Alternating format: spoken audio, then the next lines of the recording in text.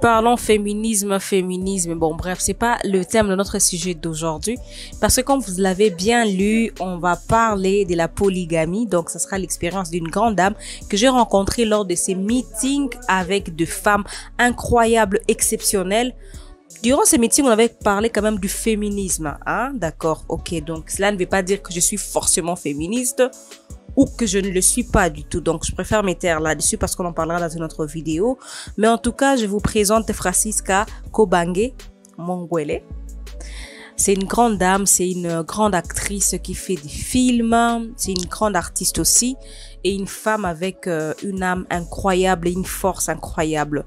Donc ça a tout de suite accroché parce qu'elle a parlé de son témoignage.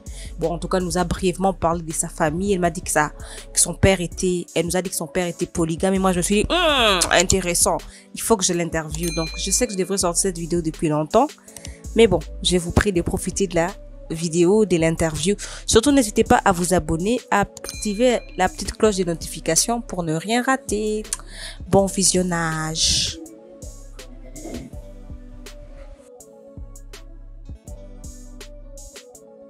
Salut, Bonjour, comment tu vas? je vais très bien et toi-même. Ça va. Est-ce que tu peux te présenter, nous dire qui tu es, qu'est-ce que tu fais, nous parler un peu de toi et de ton enfant? Ah, d'accord. Je suis Francisca Kobange Mongwele Toku.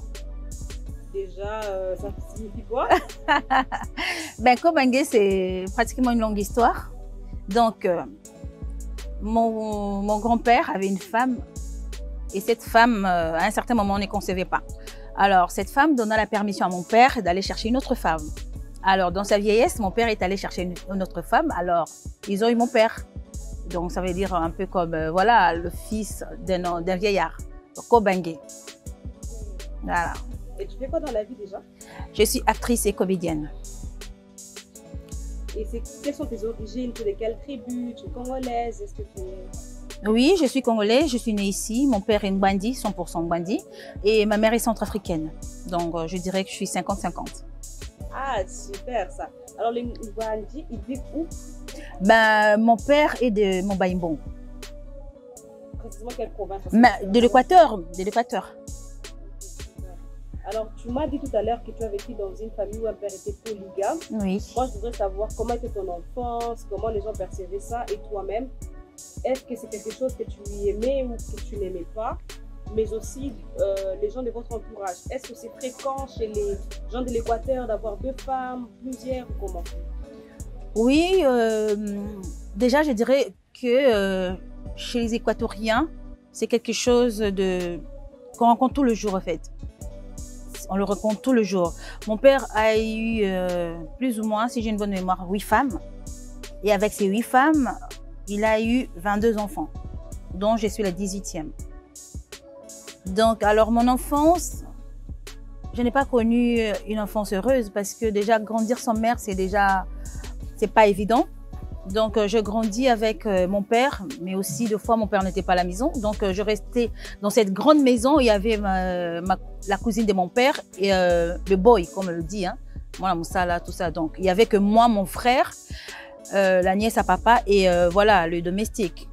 Donc, j'avais constamment ces manques d'affection et d'amour tout au long de mon enfance, en tout cas. Et est-ce que papa déjà parlait de ça avec vous? Et tu as aussi des frères, non?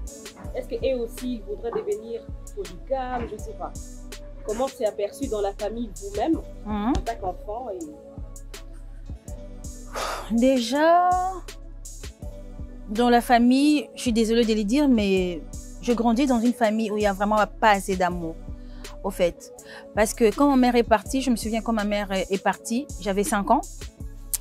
Donc, on est resté dans cette maison, mon frère, la cousine de mon père et le domestique. Mais les aînés n'étaient pas vraiment fréquents. Les aînés n'étaient pas vraiment fréquents, mais c'est seulement plusieurs années plus tard que ma sœur, la fille de mon père, est venue habiter là avec nous, avec ses enfants. Mais déjà, l'amour, j'en ai vraiment pas connu. Mais en ce qui concerne la polygamie, j'en ai jamais entendu parler mon père, je n'ai jamais entendu mon père en parler déjà. Et mes frères, non plus. Non plus. Mais je crois que ces liens a bien pu rattraper certains de mes frères parce qu'il y a d'autres qui ont 2, 3 enfants déjà avec de mères différentes. Et puis, est-ce que tu penses que la polygamie de ton père vous a handicapé? Est-ce que ça t'a handicapé toi-même dans la vie ou pas? À un certain moment, je me disais, tiens, je n'aimerais pas faire des choses comme mon père.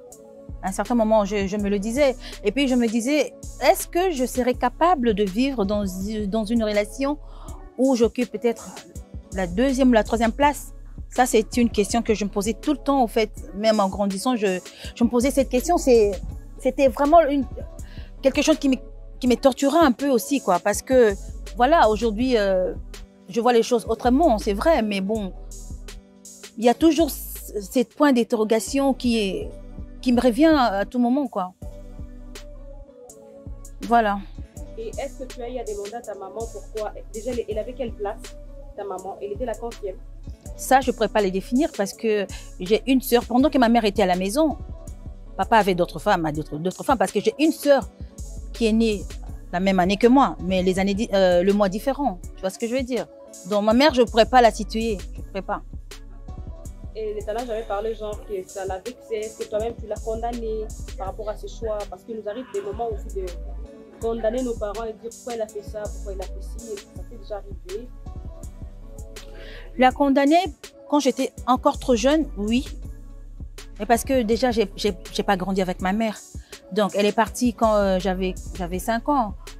Et puis voilà, s'il y a une chose que je l'ai condamnée plusieurs années, alors plusieurs années, c'était son départ. Et le fait de ne jamais revenir pour nous voir. Parce que elle est partie, c'est vrai, mais après, j'ai eu contact avec elle 20 ans plus tard. Je la connaissais pratiquement pas, qui est sur les photos. Donc, c'est vraiment quelque chose qui m'a beaucoup affectée.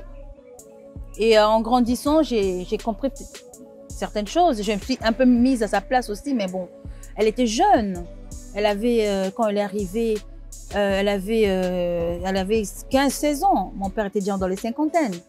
Donc voilà. Et puis l'histoire est assez marrante parce que mon père aussi, lui à son tour, a eu une femme et cette femme ne concevait pas. Et cette femme est allée chercher la fille à sa nièce à Bangui, qui est ma mère. On l'a épousée et puis elle est venue à Kinshasa pour faire des enfants avec son mari, le mari de ma tante. Donc voilà, c'était assez compliqué, quoi. Alors tu es pour ou contre la polygamie? Oui ou non? La polygamie. Mais je crois que chacun est libre de faire ce qu'il veut. Mais après, s'il y a le respect, s'il y a l'amour qui prône, ben pourquoi pas? Merci beaucoup. On est ravis d'avoir réussi à Elisa Masolo. Oui. Et ça va passer sur la chaîne. On voulait vraiment parler de la polygamie en Afrique. C'était important pour nous de parler de la polygamie en Afrique. Et ton point de vue est très très important. Donc on te remercie pour ça. Merci.